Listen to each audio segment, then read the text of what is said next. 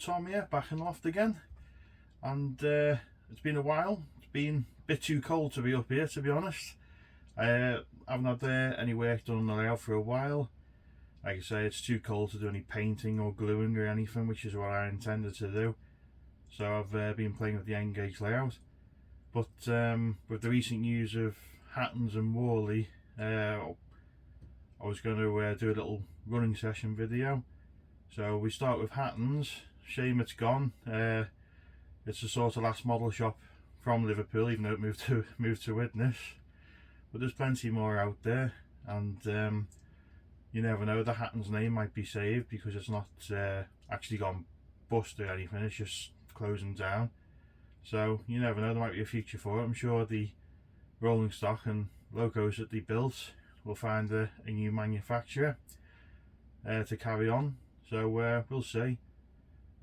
Warley as well, they announced their retirement, and you know, I've been to 2 exhibitions, and Warley went last November, which I'm glad I did now, because obviously there won't be any more for a while, or if ever. And it was a fantastic show, and I can understand why they're not doing it again. And I just want to say thank you to all the volunteers from the Warley Model Railway Club that done the show. It must take an awful lot of work and a lot of organising to do. I can really see like the work that went into it. So enjoy your retirement, it's certainly well earned. Okay, now Hattons, I haven't really used them for a while. I've basically moved on to smaller retailers like Carnforth Models, and because, well, yeah, they didn't stock Bachmann, but we won't go too much into that.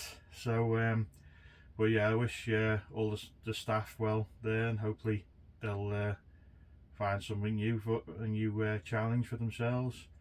And yeah, I thought I'd do a little running session, and we'll see a few of Hattons' locos and products that are out there. And like I say, we'll run some other stuff as well. I've got my 156 back as well from Real Track Models, so made up about that. And hopefully when it gets a bit warmer, we'll get a bit more progress on the layout, and we'll also hopefully see a bit more on the little N-gauge project. So another one as well I want to quickly mention. There was a lot of negativity around the news about Warley and Hattons, saying the hobby isn't doing well. It's, you know, I don't think it's true, me personally. And there's ways and means of getting into the hobby much cheaper. You can, you know, it's a hobby like any other hobby. You can spend as much or as little as you want on it. I started off small and gradually built it up slowly. So yeah, and you know, don't be put off by it. If you want to start the hobby, have a go. The good thing about model railways is if you buy yourself a train set, and that's what I'd recommend you start with, just get a basic train set, digital or analog. If you don't like it, you can soon sell it again, and I guarantee you won't lose much money on it. So if you want to have a go, give it a go. It's not for everyone, but you never know. So that's it basically. Another tip as well, if you want to save money or start on a low budget, try Budget Model Railways YouTube channel. They have some great little projects, and they even make their own stuff now. So have a look at their channel, and even on Facebook as well.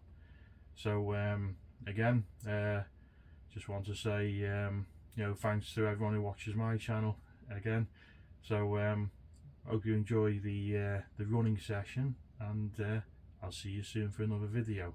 Okay, bye for now. Okay, I know I've been talking enough already, but here's one of my favourite mainline trains, even though it does have a tendency to derail, and that's the Hattons, well, the treatment train. And I've got a pack of 2. I probably should have got the really weathered versions, because they don't stay clean for very long when you see them in real life, when I've seen them on videos. But it was a nice thing the Hattons brought out, because no one had ever done them before. And coming along the line now, we have the Hattons P-Class in the South East Chatham livery, with its matching rake of 4 and 6 wheel coaches.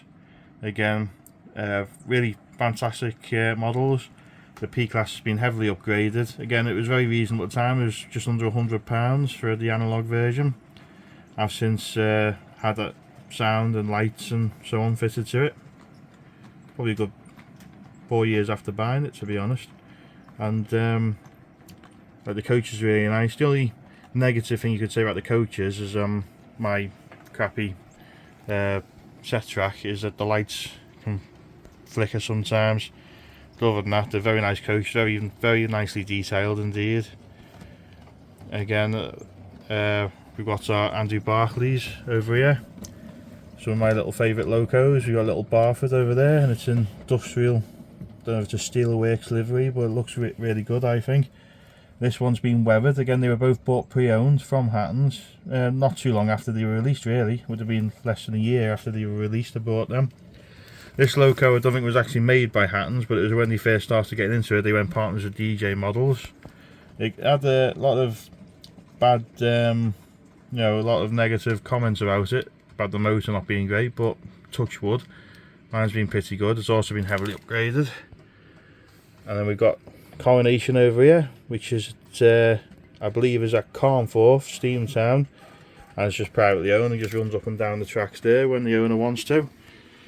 And we've got Katie over here, which I believe the real version's at the Churnet Valley Railway. Again, lovely livery, and it goes well with the South East Chatham coaches also. And in the fiddle yard here, full of all sorts as always. Now this was the first sort of modern wagon pack, or certainly backman wagons, that I got from Hattons back in 2015. And it's actually in this brochure that I've got. There they are there. So I got the pack of 4 for £140. And I thought it was a reasonably good price then, to be honest. I mean, look at how many nuclear flash wagons you could get there.